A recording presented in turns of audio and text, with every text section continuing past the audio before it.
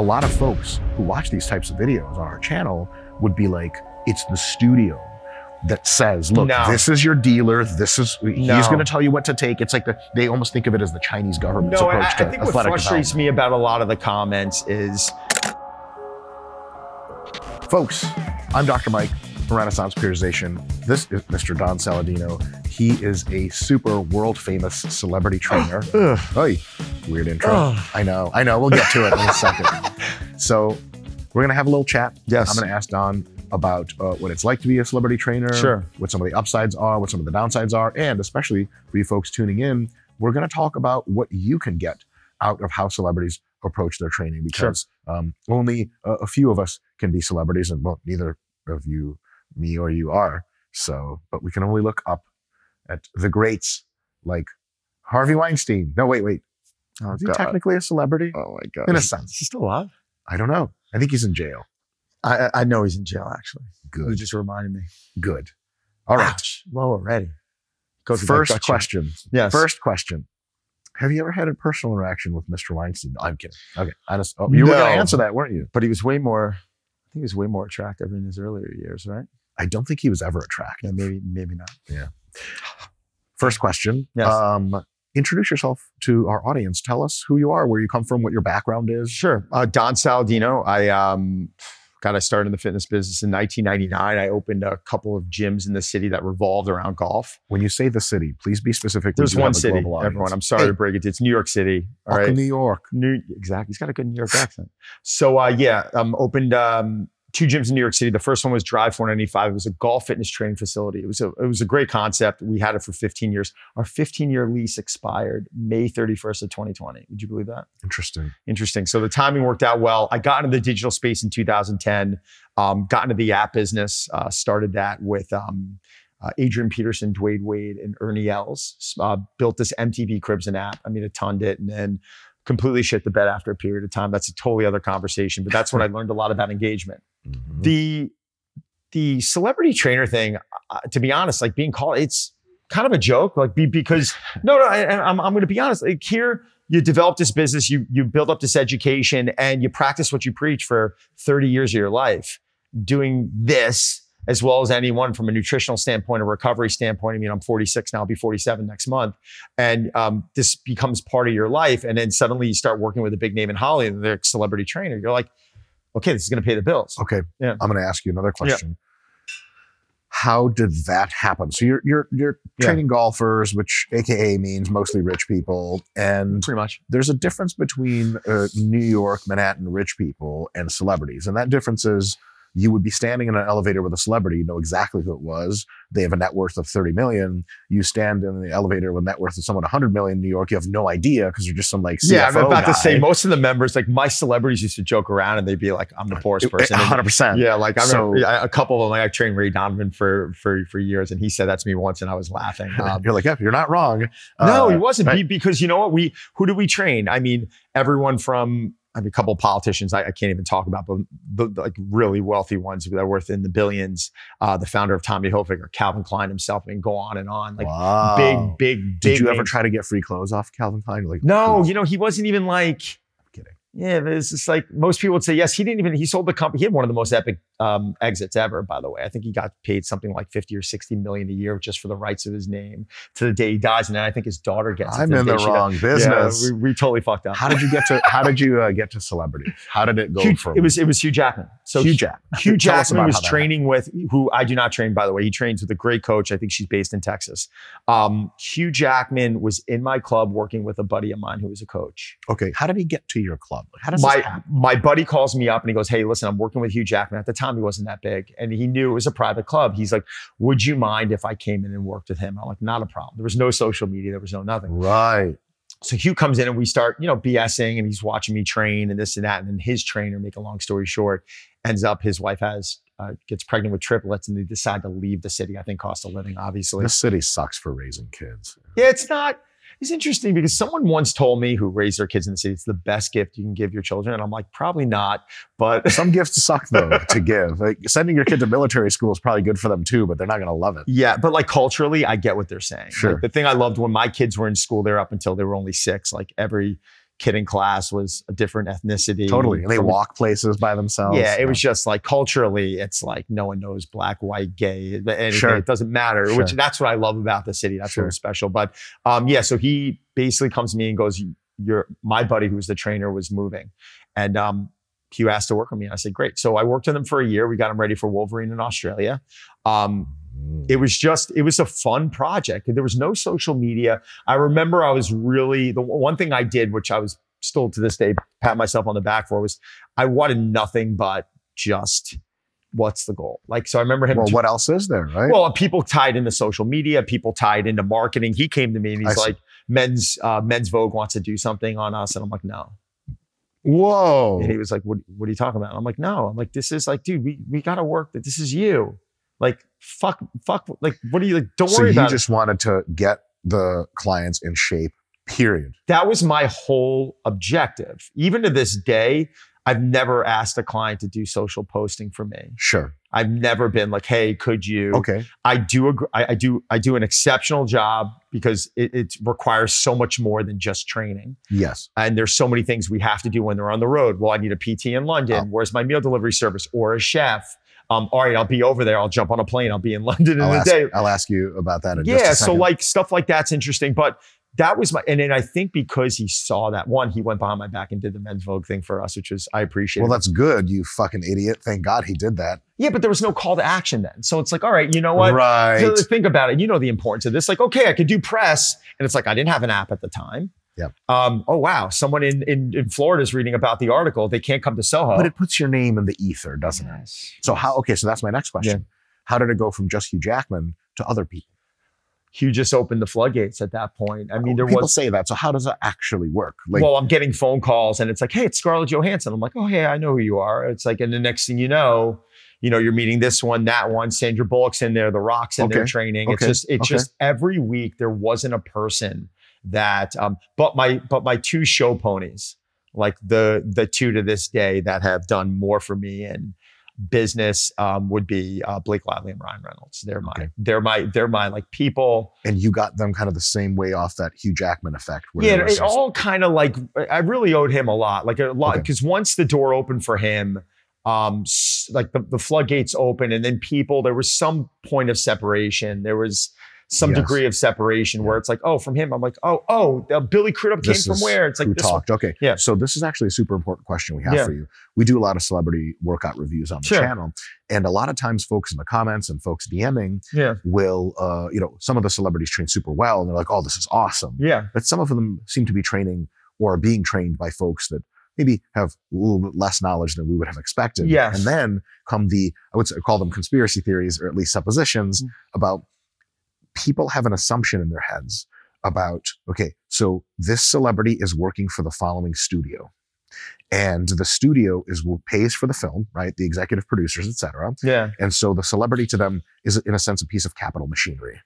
Like they're something that makes them money by being in movies. Right. And I think a lot of people assume like the studio, AKA Big Hollywood, they have a list of trainers or this network that they connect to, and they go, hey, Sandra Bullock, you got to get in shape. You go with this person. And then so a lot of times we get the comment of like, hey, like, why don't they have trained sports scientists? Why don't they have the best, most prestigious people? Why is it some random guy from LA that's training them? And I totally agree with you. Yeah. What I always say is, I don't know. And here I'm going to ask you in a second, but my hypothesis is that almost all celebrity training occurs by the celebrity themselves through word of mouth. Like, I'm Sandra Bullock. I find out Hugh Jackman trains with you. I hit you up and I go, 100%. Can you train me? There's no studio involvement. There's not like a Harvey Weinstein's never in the mix. Right? Maybe for some lower tier celebrity coming on a major role. Like, so if you have like a new actor or like a newish actor that's going into the Deadpool movies. And they're not in the network. Right. Like, okay, maybe you'll get like, I've gotten calls from Marvel in the past, but like, no offense to Marvel, like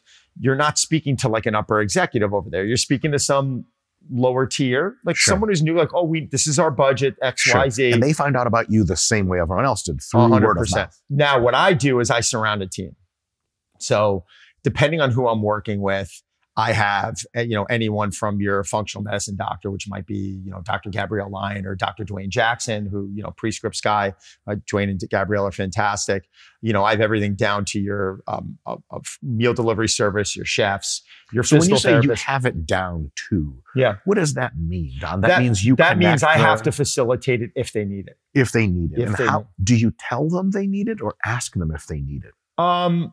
It's really more my job to assess their lifestyle and Okay. say, do they need it? Okay, Because it's not my job to come in there and have someone spend as much money as possible. definitely. Even though they have a gazillion dollars. Well, yeah, I mean, some of them have more money than you think, or less money. Or than less you money think. than I know Right, about that. Right, and we'll get to that in a second. But like, if Ryan Reynolds is coming to me, and I've been working with Ryan for 15 years, and Ryan's just a creature of habit. He's got his food nailed.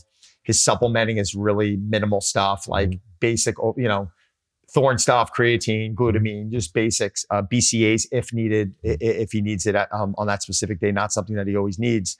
I don't have to turn around and suddenly start having him get all this blood paneling done. Sure. And out of nowhere, we're like making a bigger deal out of it than we need to. Now, I always suggest that I want all my actors getting blood work done at least once a year. Wow, okay. Yeah, no, Just to keep them upright. I want to know what's going on. We've had a lot of, scary shit that's happened in this world, or, people dropping dead. A buddy of mine the other day, about 10 years old, he had a very minor heart attack. Like he was getting chest pains and his wife rushed him in and he had a clogged, they had to throw a stent in him. So, these things always scare you a little bit. So I think just for that reason, and that's less about body composition for me. That's like overall health. Like, all right, man, you've got a strenuous few months ahead of you. Yes. You're going to be traveling. Yes. You're going to be away from your family. You're going to be in different time zones, several different time zones. Yes. And we need to make sure that you're resilient. One of my mentors, Broderick Chavez, once I was having a conversation with him about the trade-off of taking lots of steroids and performance enhancers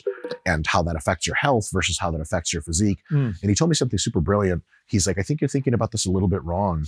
What I like to say is health is the bedrock on top of which we build a good physique. Yeah. And if you don't have good health, you can just forget about training hard in the gym and eating well. Oh, I think it's your foundation. Sure. Now, we were chatting a little bit earlier. The steroid piece, I probably know less than my dog about. It's just not. Tell us about that. Yeah, but it's just not my expertise. It's not something. Now, I've always had good blood work done, right? And it's always, and when I say that, I mean, my T levels are good. Hormonally, I'm in a good place. For you personally. Me personally. So it's not something that, I'm not a doctor.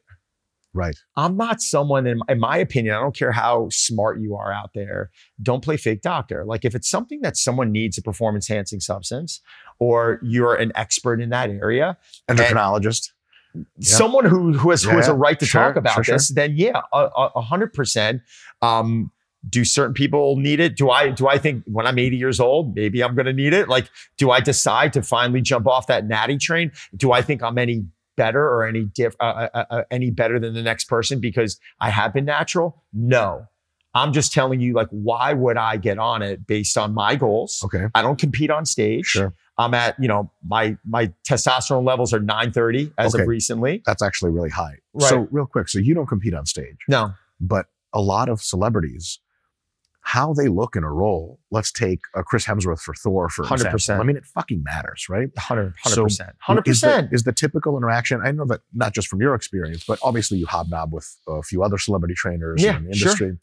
Is it more often the case that celebrities come into a trainer such as yourself and they go, hey, listen, like, I think I need some help? Or are they already like, hey, this is what I'm going to be doing? Or they just don't talk about it? How does that play out as far as interactions are concerned? Again, because real quick. No, this is a great question. A lot of folks who watch these types of videos on our channel would be like, it's the studio that says, look, this is your dealer. He's going to tell you what to take. It's like they almost think of it as the Chinese government. No, I think what frustrates me about a lot of the comments is people immediately think because someone's at a certain level that they have to be taking something. Sure. Or who was it the other day? Who's the Jack Reacher guy? Alan Richton. Yeah, and I'm not a controversial person on social media. It's just not my style. But like, I don't want to say I went at him, but I kind of I was listening to an interview by him. I don't train him, by the Well, way. you're a New Yorker, so you're automatically more confrontational than the average person. I try not to be, but it's kind of in our blood. But he's commenting about why he's taking something. Now, I've got friends of mine that'll turn around and they're massive and twice as strong as I am. And I've heard people go to him like, how'd you get that strong? And they're like, drugs. Yeah. And you're like sitting there like, oh my God, thank you. Sure. Finally, like, fucking own it. Yeah. He jumped on an interview and he's like, like I just trained so hard for the last 9 months that I just literally like drained myself of all my testosterone. I literally beat it out of me. And he's sitting there and I'm like, that's what frustrates me because we're immediately, first off, have you done everything in your power to do it naturally? The answer is no. Like I know because to do everything in your power, that's a lot. It's a full send effort. Right. Like, is he competing on stage? No, he's not. Like, and sometimes the actors, I think, go a little overboard because lighting's amazing. Makeup's amazing. Camera angles are amazing. Look at the movie 300. Like it was bullshit. It was total bullshit. But everyone's like, oh my God, look at that. Like they would not, you could take the most in shape person in that movie and put him in a natural physique competition. He would finish dead last. And he'd be laughed off stage. So like, I think standard. So when you're seeing Hugh Jackman deadlift 450, which for an actor's phenomenal. Very good for an actor. Very good for an actor. And like, you could probably do that 30 times. I did 430 for like close to 20 and I'm a string bean. So like, and I don't consider myself strong to the level of like my powerlifting friends who like compete in the Kern or like Matt Wenning, who's a good buddy of mine. Kind of a strong dude right there, right? A little bit strong. Yeah, he's a little bit strong. So like, I think also it becomes this scapegoat for most people. And that frustrates me. If someone could just turn around and be like, you know what? No, like I'm trying to optimize body composition and I'm working with the best doctors and we're monitoring our bloods and we're going into this with a really methodical way of approach to all this, then I'm like, okay, own it, man. Like, great, like own it. But don't be the guy putting yourself on the cover, not at least admitting to it when you're asked that question. That to me, I don't respect because you're going to have some 14-year-old kid who's sitting here looking at that and they're going to be like, oh, it's drug free. Yeah. So do you think it's tough for some actors? You can disagree with me all you want on that. No, That's no, it's my opinion. I'm not here to generate a lot of opinions. I just want to know from the master. It's my opinion. It's my opinion. So, oh God, such a New Yorker thing. It's fucking my opinion. Fuck you. I didn't say F. I didn't say F. But you were thinking. I'm trying to cut that down. It's Lent. Oh, that's sorry. My apologies. So, a lot of folks would say, well, look, like, how are they supposed to admit it if two things? One, it's illegal. Yeah. And two, wouldn't news media and Hollywood studios want to distance themselves from someone that admits to using it? I don't know. Nowadays, I think the answer is no, because there's all these, hormone replacement therapy facilities. Right. It's got everyone's. Now, like everyone's justifying, like now it's okay. Yeah. Now it's okay. So like my thing is like, okay, like just take ownership on it. Like say what Richardson said and make up the bullshit, answer of like my T was so low because I trained so hard. So he's saying that he like was not enhanced or had to be enhanced? He had to be. He was saying he had to be enhanced. Sure. Okay. Right. All right. But there's so many other, are we looking at all those lifestyle components? Like when I took my testosterone, Dr. Gabrielle Lyon, happy, I share all my labs, but I was at 680 2 years ago and I got to 930. Everyone's like, how'd you do it? And I'm like, honestly, like it's probably 15 different things. Like first off, I got away from the brick and mortar in New York City. So I eliminated. Decreasing stress is a huge way to increase your testosterone. That's number one, right? So like I eliminated 6 hours of commuting every day to 60 feet. Get the fuck out. No, I'm sorry. 3 hours. That still sucks. 3 hours a day of commuting. Hour and a half there and back. Hour and a half there, hour and a half back. But I was doing that 5-6 days a week. So okay, that's a big deal. You were driving. I had a car service certain days. Thank fucking God. Or I would take the train. So the train. Holy shit. My work hours were insane. Suddenly quality of sleep improved. Became a little bit more, I like to use the word dynamic with my nutrition, really started paying much more attention to micro rather than just macro, which is your typical. Actually trying to get healthy. Yeah, exactly. And then all the bullshit other things that I do, the saunas, the plunges, that's like such a spec. And I don't even know if it works. I just feel good from it and I do it. So, sure. The sauna stuff and the plunges and all stuff reduces stress and tends to increase your testosterone and make you healthier. But I think a lot of people miss the fact that if you're eating Twinkies all the fucking day, there's not a fucking plunge for you. That's not going to save you. Right. All right. Next question for you.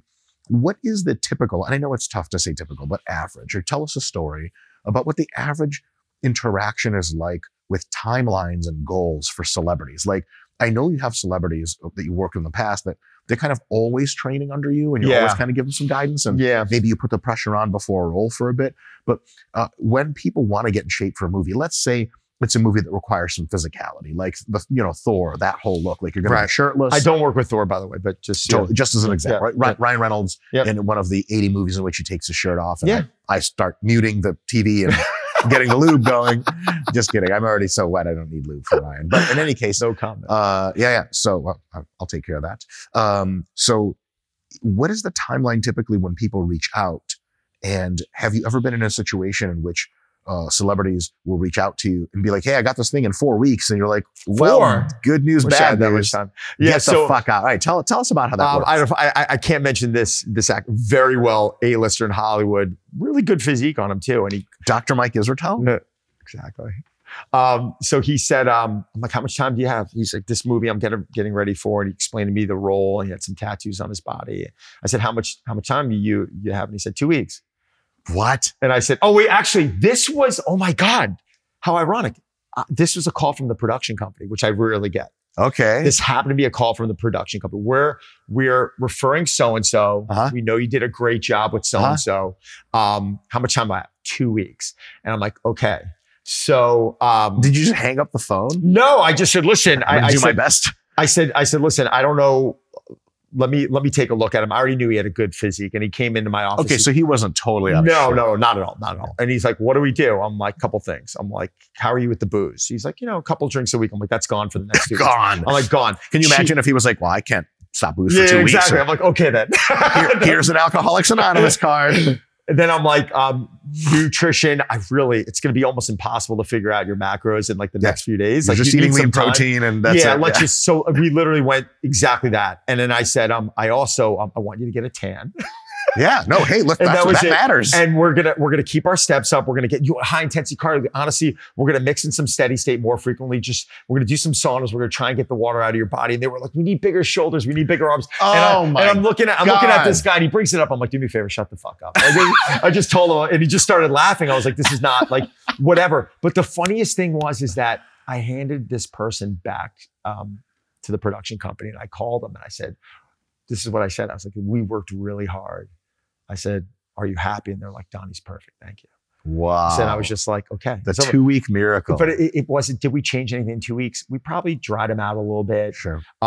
Things appear, obviously, why am I telling you? But things appear differently. When I get tighter, I actually look more symmetrical and I look a little bit bigger. Yeah, so like, I think and again, you're dealing with novices. Like they don't know. It's rightfully so. They want a finished product on screen. Yes. But my goal is really beyond the aesthetic piece of it. Like my goal, whether someone's coming to me with the aesthetic piece, like this is the goal aesthetically, my number one goal is always resiliency. Because what most of the actors don't realize is like, oh, okay, like you're going to be doing stunts, or you're going to be now training with a sword for 3 hours a day, or doing gymnastics training for 3 hours a day. And then you're expecting to come in here and train for an hour and a half. You're just going to cook them that way. Yeah. And it's like, and then you're reading scripts, and then you're starting to do prep, and then you're trying to maintain training while you're shooting. And this is on set and at fucking Antarctica or some shit like that. Right. Or like, guess what? So-and-so got sick, or this camera broke down, or there was a call time at 7 and so-and-so, the diva, didn't show up till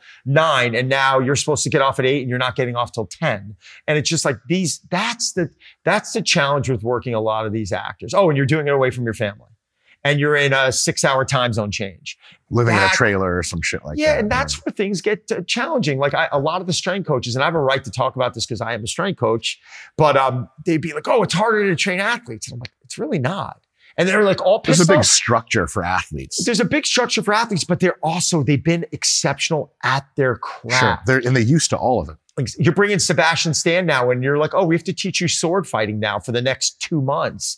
And he's literally sitting there like, he's got My shoulders hurt. You're like, yeah, well. he's like, okay. And he's trying to like sit here and bench. And you're like, wait a second, Right. maybe we need to make a different decision here. Maybe Yeah. we got to deload a little bit. Maybe we got to Sure. go to machines. Well, I heard machines aren't good. Trust me. Right. Like In machines are great. context. Exactly. Machines are great. Like, we were talking downstairs about not loading the spine. Like sometimes there's times to load and there's times when they're traveling. I'm like, no. Yeah. So, loading the spine around travel is real tough. You sit on a plane for 19 fucking hours. It's a nightmare. You go do high bar squats later that day in your It's a hotel, problem. It can and be a you're like, problem. oh, I felt something weird. Yeah. Like, well, Yeah. that's it. Wake up There's the your next whole day and you're career. like, Ow, or I in a can't feel 5-hour my car. glute. Yeah. Exactly. But yeah, that's where it's different. Sure. The typical timeline for getting at, your clients, your celebrity clients, in shape for these physical roles, typical timeline. I would say about 3 months. That's decent. Yeah, I'd say about 3 months. Now I've had Hugh Jackman, I had 9 months for, which was beautiful because I literally at the time. Holy crap. Yeah, I mean, we were literally like, Okay, 9 months of what? Like 9 months of corresponding with someone is a little bit different than 9 months of like, he's 5 days a week fucking grinding. What was it? 9 months of what? that it was 9 months of pulling him back a bit at times because when he came in, his whole he was a very hard worker. So when he came into me, he's like 2 a days, and I'm like, whoa. Like, Wait, hold on a I'm second. like, When chill. are the Olympics? Yeah, like chill out. Like let's see how your body's responding. And now, may I add, this was 16, 17 years ago. So I'm a different coach than I am now. So there's things that you pay attention to differently now that you may not have been thinking about. Like what? Tell us a little bit. I think intensity probably was a little bit higher. I think if I had that period of time and I knew he was in a set place, I did map it out, but I definitely would have were you paying attention to RPE 17 years ago? Like I wasn't. Like Just going. you're just going. Like it's just, I'm not ashamed to admit that. So I think paying attention to RPE, like understanding maybe there needs to be deload periods. How often am I going to change the exercise selection? Maybe in the past there was a little bit too much variability at times. Sure. Kitchen Kitchen the sink. body, Yeah, of course. all this bullshit. But there's things now that you learn and you understand, and you also got to look at the person you're working with, and you got to make good decisions based off of their needs. Like just because I'm a big conventional deadlift guy doesn't mean I'm going to have Ryan Reynolds do it. Like no, Ryan's Right. like, we have Ryan Trapar. He's got a little taller than me, and he sets up for success in that position, and we could put our foot on the gas a little bit more in a safe way. I'm not getting Ryan ready for the stage. I'm not getting him ready for a powerlifting meet. The juice ain't worth the squeeze. Right. The idea is for him to take the shirt off and look amazing, and for him to be resilient. Yes, and there are many ways to do that don't break a person into fucking pieces. Never low dysfunction, in my opinion. Right. It's just like Right, it's the right. biggest tragedy, I think, in fitness is you just see people like, well, I see him doing it, so I'm going to do this. And I'm Oh like, well, yeah, monkey see, monkey do. exactly. Ryan Reynolds, Yeah. Hugh Jackman, Yeah. these were guys that seemed to come to you, and there were 99 questions about what to do with them, but their dedication was not one of those questions. Wow. Have you ever, no names, obviously. Yeah, sure. Unless you're willing to really take the New York card out and just fucking Harry's fucking animal. Have there been instances, and please tell us about them, Sure. where it's obvious to you really quick working with someone that the limiting factor is going to be like their degree of compliance. Yeah. And how do you, as a coach, bridge that gap with them? Because if you have a regular person client, even just like a rich ass CEO, and I've trained a few of those folks myself in the day, Yeah. you can real talk them because usually they don't have a big ego about shit. They're not important in the sense of they're famous. So like, listen, Frank, you want to be able to fucking swing the fucking golf club next year? Yeah. You got to fucking make it 2 days a week or this shit's just not happening. He's Yeah. like, you know what? You're right. With maybe some more prima donna-ish celebrities, have you ever had that situation where they're like, I want to get in this shape and I have 12 weeks, and they're not making sessions, or they're not trying hard, or they fuck up their diet? I'll ask you a diet question separately after this, but have you dealt with non-compliance? Oh yeah, sure. And how do you deal with it? Probably less over my last 15 years, because remember, I became an authority in this area, when I was, whatever the math is now, 30 years old. So, I'm 46 to be 47 soon. So, people would come in immediately like, oh, you got these people ready. And there's this trust. But yeah, I've had I had an actor come to me, pretty well-known guy. Now I wouldn't say A-list, like that B plus almost there. Would people be able to recognize this person on the street? Yeah. Damn. Okay. 100%. Okay. So he came to me and he was a little down one day, and I said, "What's up?" He's like, I saw a picture of Hemsworth, and I was like, "Okay." Did you at least jack off? Yeah, exactly, right. But I'm like, "All right, well, what's up?" He's like, I feel like my progress is not like I'm not there, and I'm like, "Let me ask you a question. How long have you been training?" And he goes, "1 year." I go, "So you waits 1 year," and I knew the answer to this, obviously. "How long do you think Chris has been training?" I'm like, "He's probably close to my age. So he's probably maybe a few years less than me." I'm like, "But this guy has really dedicated his life to fitness. Whether you think his training's good or not good, there's some things in there that are decent. There's some things that you're going to look at and be like this. Hands down, I've seen him work. You've seen him work." But the dedication over years beats any of that. But that's the thing that you start looking at. You start looking at like, what is the best, right? And you look at some pretty... Ronnie Coleman, like the greatest bodybuilder we've ever seen. Like aesthetically on stage, like would you argue that? Aesthetically, I think it's absolutely true that he's not remotely one of the best bodybuilders. Wow. But as far as dominating his era, there is no comparison. Okay. Ronnie, for several years, as soon as he walked on stage at the Olympia, it was over. It was already over, yeah, which over. you almost never see. And that's what I mean. And that wasn't a fair way of putting it, because bodybuilding, there's so much more with posing. For sure. And yes. For sure. I'm just being a fucking dick. No, that's fine. You can be it. I knew I was going to get at least one of those. I was going to get at least one of those. Fuck you. But when you look at Ronnie's training, it's like the guy did a lot that was right, and he did maybe things that you'll say were wrong, Correct. right? I think that's a really fair thing to say. Like arguably one of the most jacked, ripped physiques ever in the open class. Maybe that's the way that I should have put it. That's exactly okay. Correct. So, but what made Ronnie great? Like now, if Ronnie's training like you, which I'm a big proponent of, like Dr. Mike is phenomenal, but like if Ronnie now is starting to pay a little bit more attention to, positioning and actual tempo, and he's working like this, is he better or is he worse? Like you hope that the answer is through science and what you studied is he's better. Now, what I do believe is maybe he's not in a wheelchair right now. Maybe. But does he win at the level he won at if he suddenly changes his training? Like, do we really know? Like, I'd like to believe the answer would be yes, but maybe it's not. Maybe he had to be under that level of load, right? Yeah. That maybe he just needed that type of tension created. But with that, there's a cost of doing business. So, that's something that I look at a lot when bringing someone in there. After my screening, after my movement screening, and after you do movement screening. 100%. So what are you looking for? So I'm going through a basic FMS, and I'm actually incorporating some things from the Titleist Performance Institute, even though they're not rotational athletes. There's just things from a joint by joint approach I want to look at. So I will look at a basic FMS, and if there's any red flags, I have a medical team, Dr. Charlie Weingroff, Dr. Kyle Balzer, that I would call in the room and be like, guys, you got to get out here. Like I got a red flag. And I wouldn't say that in front of the client like that, but you're going to die. You're going to die. Like you move terrible. You have no hope, right? Because their goal right now is just to get screen ready. My goal is like, okay, I'm going to get you screen ready, but I have to make sure that, when you're riding around in Bulgaria on a horse, which by the way, Dave Harbour, when I trained him for Hellboy, he had to wear a prosthetic suit. So everyone's like, what is that was an interesting case, not to jump around, but he had to get into a prosthetic suit. And people were like, well, what's the big deal about training? I'm like, the guy can't pick up a 24 kilogram kettlebell without his back hurting him. Legitimately could not do it. That is a medical issue.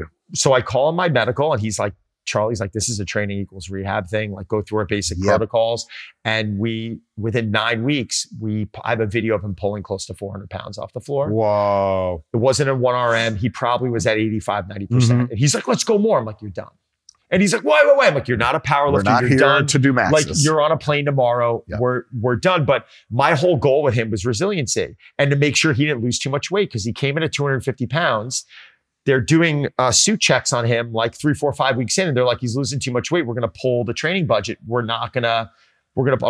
249 pounds. His body composition is just changing. Yes. He's like, what do I do? I'm like, go out, eat ice cream every night. I swear to God. Like just do something to pull some water in. I wish I had that. Yeah. It was basically like I didn't want to eat like complete crap throughout the day, because then we know what ends up happening there. So health, not only just health, but like you hear it from these young guys, like, oh, I'm getting my calories, or I'm eating enough. I'm eating a lot. And I'm like, no, you're not. You're eating one big meal. Yeah. You're getting pancakes, bacon, eggs. You're so filled up, you can't eat for another 6 hours. And then you're missing those opportunities throughout the day to consume nutrition on a macro and micro level. So he was compliant.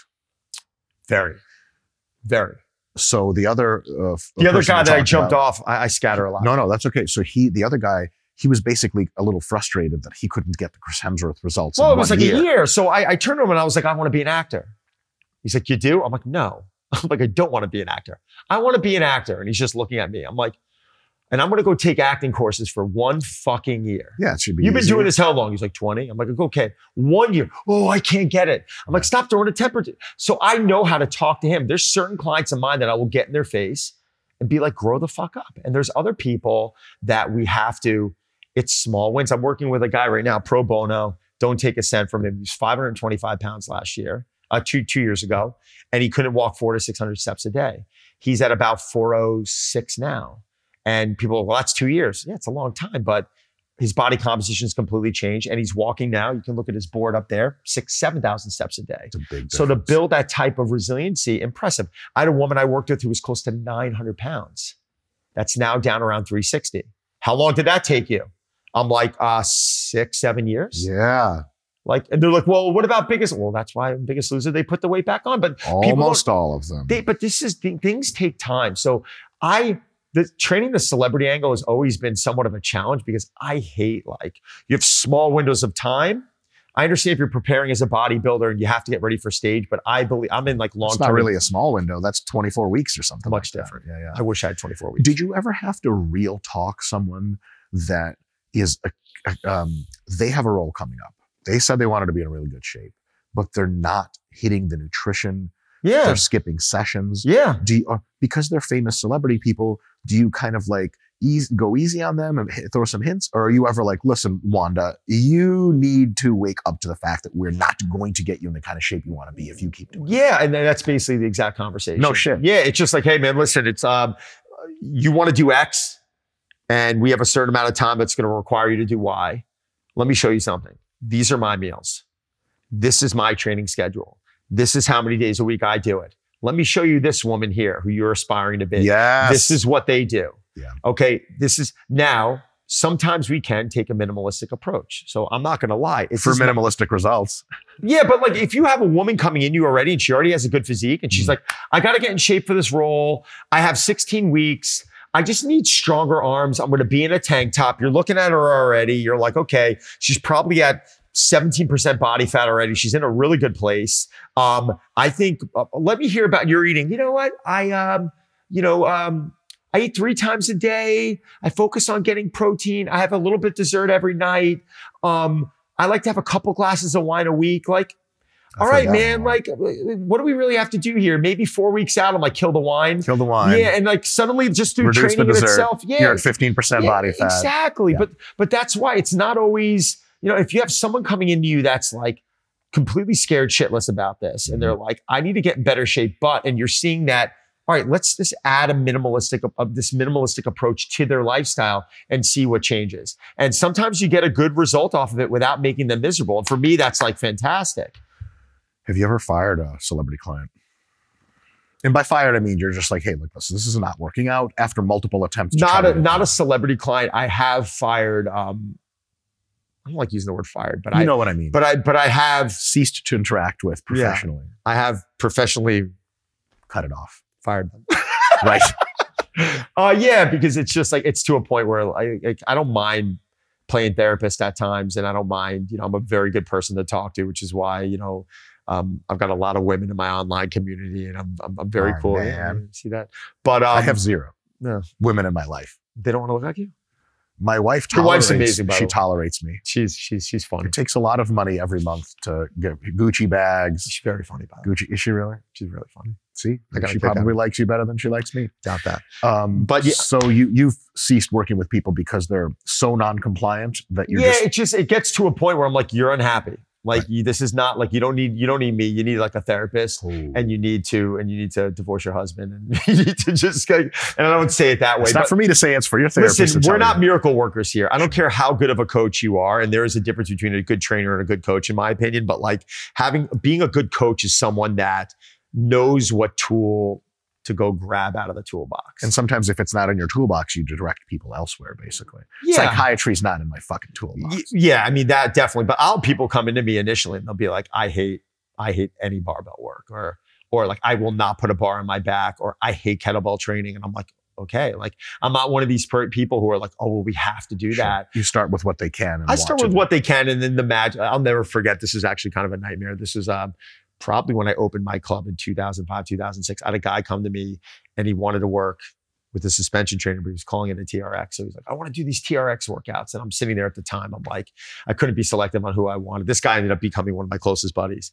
And I'm sitting there going, oh my God. Like, he's like, I want to do all workouts with TRX. And I'm like, holy shit. Well, go fuck yourself and do that on your own. Exactly. But I'm like, all right, listen, let's play a game here. So I was like, okay. So we bring him into the sessions and we're mixing the, his dynamic warm up and we're going through some TRX work. And, I gave him a lot of what he wanted and started sprinkling in a couple of other things. And then he turns to me and he says, all right, man, this was great. But like, now what do you have for me? Like, let's get away from that. All right. Like, thank God. And then the next thing you know, he's swinging a kettlebell. And next thing you know, he's, barbell front squatting. And, he started understanding the importance of some variability and, how his core is going to get a lot stronger, from front squatting than from doing a TRX. It's always an odd request to go tell a professional how to do their job.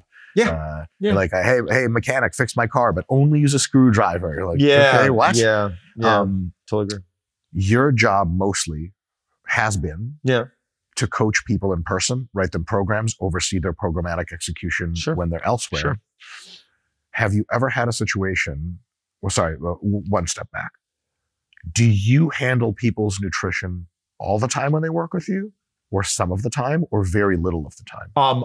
A lot of the time, until I feel like there's something that's involving a medical. Yes. Okay. So like if they have diabetes, if they have maybe some gut issues going on that I feel like they need to take a deep dive. I've got a group of functional medicine doctors that, obviously have nutrition backgrounds that we can now go do a deep dive in. But I believe in the team approach. I did that at my club because we worked with golfers. So we'd have the golf pro, we'd have the physical therapist, we'd have the strength and conditioning coach, we'd have the nutritionist, and we all work together. So I believe that as a team, we're going to be a lot stronger when we're doing our thing. Like, it'll be a little more costly, but I think mostly you're the person doing the nutrition for folks. Yeah. Have you ever run into a scenario in which they're really good about their training, but either the nutrition or the physical activity / cardio or the sleep just isn't there? Because a lot of times when you train people, like I used to be a trainer in New York City for some time, they expect that the training is what's going to transform their bodies. Yeah. But you and I both know that the training is kind of the stimulus, is the impetus, but the nutrition and recovery really are the fuel on that fire. Less from the celebrity. Less from the celebrity. Yeah, so they're generally pretty good about it. Yeah, and that's why when you asked me it earlier, it was tough for me to answer it, because the celebrities are coming in like they know their job's on the line. They know there's this level of accountability. So they're pretty fucking serious. Then. They're fucking serious. Like, I've had one guy who, wasn't getting ready for a role, was just getting in shape to get in shape. He's a very well-known Hollywood star. And he would come in. I'd be like, how was the eating last night? And he'd look at me. He was like, went to the Royalton down. They have these fucking little burgers. And, how can you say no? How do you say no? How many vodkas? He's like 2. And I'm like, all right, dude, listen. Like, how many vodkas for real? He's like 6.5. He's like 6, 8. But like, again, wasn't getting ready for everything, but he was feeling like shit from doing it. So I had to sit down with him, have a conversation, be like, listen, if you're able to do this once in a while and not feel like shit, that's one thing. But the fact that you're getting so upset that you're doing this means that we need to address this. And it was a totally different conversation. Yes. So. Travel. Ooh.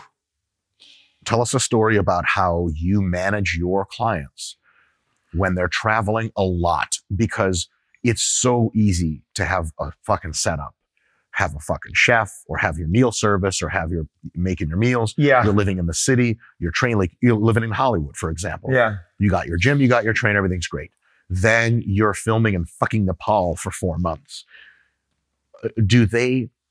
So first of all, when you are directing their training while they're away on set, do you talk to the production team about what equipment they have available and ready? Or do you tell them? No, I normally deal with their assistants. Okay. And their assistants I pretty much like one of Ryan's right-hand people is my niece. I got her the job. She's been with him for 7 years. And Blake, so like now, like when they go away, like it's just like, all right, we need this equipment here. And Life Fitness is sending stuff, or Perform Better sending stuff. And, so they'll send stuff to the shoot. Yeah. But you can't always send shit to Nepal, right? No, or can you? No, but we just sent a full gym to London for Ryan for Deadpool. And now we're auctioning it off. Life Fitness. Basically, I worked out a deal with Life Fitness where they gave him, I want to say at least 60 grand in equipment. full dumbbell rack up to hundreds. Is this like in a tent somewhere? Like, no, this is in the house he was staying at. He took a bedroom and he cleared it out. So we put full dumbbell rack to 100. We put belt squat, glute drive, leg extension, leg curl, lat pull down, Smith machine. He likes the Smith machine. Dual adjustable pulley.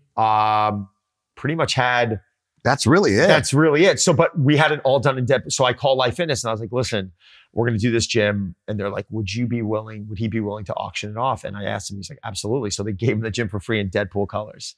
That's awesome. And it was set up in the bedroom, which I like normally doing. Like Life Fitness and Hammerstrick has been an incredible partner of mine. Perform Better has been an incredible partner of mine. So when I work with someone, I'm typically able to get like a gym lent over there and then picked up, or like, we're auctioning something off now. So yeah, do you need a big space? No, you need a bedroom. You could take a bedroom, clear out all, if it's a big bedroom, you can clear everything out, and you could probably, if the floor load's good enough, or if it's in the basement, sure. you will not have a problem. London, all the buildings are from fucking 1560. There's all concrete. Yeah, nothing's going anywhere. So so I was just over there with him before the new year, and it was it's not like I'm hanging out with him every second, but like we're getting up at 4:45 to get him. He was training every morning at like 4:30, 5 o'clock. And then going to do shooting and stuff. Shooting all day till it would get dark out, and then you'd have an hour and a half car ride back from the set. And by then it's 7 o'clock at night, and he's literally showering. He's taking Zoom calls for his businesses and not getting to bed till 9, and rinse and repeat for 3-4 months. I mean, it's brutal. People don't understand. And you're away from your family. Like, well, I hate my family. So. But no, I'm sorry, I said that wrong. My family hates me, so I was about to correct it. I feel like I'm relieving them, right? But you get it. So it's not like, did he have a chef? No, he didn't have a chef. Like the production company, like Marvel's going to send a chef for the entire crew. But what they'll end up doing is they'll end up packing him a bag, and he'll leave with a bag of food for like that night and the next morning. But again, robot. Like the meals, like you open up metal tins, it's like his salmon, it's his vegetable, it's his starch. And so you interact with the chef to give the specific macros? No, it's completely like it's on overdrive now. It's just like it's done. Like the assistant has everything. She's like, any adjustments, I'll look at it. She corresponds with the chef, and the chef makes the meals. It's done. That's awesome. It's done. It's not this like, oh, there's a chef at the house preparing food. It rarely happens. It's normally, Marvel's flicking the bill for the company, and then I think all the big tier celebs are leaving with their meals, and that makes a lot more sense. It's kind of funny. You become a celebrity, you're worth $1 gazillion, and you like eat food out of a fucking bag at 7 p.m. in an apartment. No one's there. You're like, this is fame, huh? And I've been very lucky. I think the people I'm working with, they're really like low maintenance. Like I don't work. I think the ones that are here, they're the ones that are the easy ones. I think sometimes when you're dealing with someone who's kind of getting entry level and they want to be there, it's what I found. Have you ever had interactions with people that were so high maintenance that you were like, no? That's good. People are also coming into me and they're vulnerable. They're vulnerable. What do you mean? They're just coming in and they're like, listen, most people coming in to work with you aren't in the shape you're in. Most people coming in to work with me, aren't in the shape I'm in.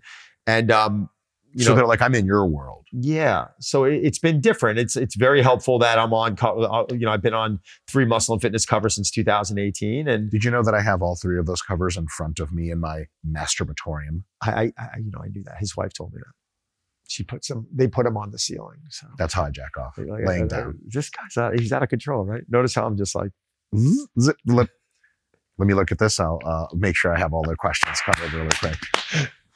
A lot of celeb questions there. I'm shocked. I thought you were going to, listen, it's meaty. Listen, if it's meaty. One last question for you. Please. How big is it? No, sorry. That's for after the camera's off. What can regular folks learn from celebrity training done right? And celebrity training done wrong. Because a lot of people will see the celebrity training, they go on Muscle and Fitness, they'll see the little preview of this is how The Rock trained for the following role. Yeah. What do they get out of it that's worthwhile? What has your exposure with celebrities been? Like, this is lessons you need to learn from these people. This is what they fucking do well to get in shape. Yeah, I think the main word is consistency. I'm not going to tell you that every one of them is going to go in and train as hard as him or me. Or whoever else, right? I mean, everyone, but they are consistent. They show up. They make it part of their job. Like, so when they have to get ready for a role, it's being scheduled as if it was a shoot day. Yes. And and the director standing there and like, you have to be here at this time. Like that's the one area, that level of consistency I think is remarkable. And you know, I mean, listen, the people that I work with, that nutritional piece of it, that rest and recovery piece of it, they really understand this is what it takes. And if you're a coach, you better practice what you preach. Because if you're sitting here and you're skipping your own workouts or you're all over the place nutritionally, guys, I don't skip workouts. I don't, like, if I had to be, like, I had to train at 5 a.m. this morning because I had a doctor's appointment. I had you coming in. I've got other things going on this afternoon. It's not happening later. So I had to train at 5, which meant I had to be up at 4:30. And it's just, if it's that, or if it's not doing it, it's that. If it's me waking up at 4, it's that. And I think taking that mindset, and don't worry, like the readiness piece, and I know the aura and your HRV, save all that shit. Because plenty of people— specific exercises and stuff. Because people are like, oh, that's the glute exercise that'll make me look like Scarlett Johansson. But it's actually like, no, Probably showing not. up 4 days a week and getting on her meals and rest is what makes her look exactly. And the level of consistency she's been doing it at for the last 10 to 15 years is what has been doing it. So like, don't expect, like, you're not going to feel like $1 million every day. There's certain days you're going to come in and you're not going to want to be there. You're going to feel like shit. It's going to take your time to get your body loose. And you just got to, like I say, marinate into it. And I think that's the biggest takeaway from the celebrity coaches, from the celebrities training. Otherwise, they're no different than anyone else you're ever going to train. I love it. Don, thank you so much for sitting down with us. This is great. I want more of you. I want to hear more of your voice. I want to see more of your face and potentially other body parts. Well, yes, I'm here now, but one cannot simply just show up to your house. So technically speaking, we'll publish your address and say that just show up. Don't do that. Let me at least give someone's address I don't like. There you go. Someone should do that. Good luck to someone. That's awesome. Hello. If we can't just come to your house, how do we get more of you? Where do our followers? Instagram, Don Saladino, and DonSaladino.com. Anyone ever has any questions, fire it off to me. Even from a business standpoint, I mean, I'm doing a lot of business courses now for coaches and teaching a lot of online stuff, which has been really fulfilling for me because it's, you know, coaches focus so much on, you know, getting their certifications and becoming great at their craft. And they're sitting here training 40, 50, 60 hours a week. And they're like, I can't make any more money and I can't scale. And how do I do that? So I've been helping a lot of people out with that. I love it. Thank you so much. Thank you for everything. Huge pleasure. It's great. Thank you. Folks, see you next time. Thanks.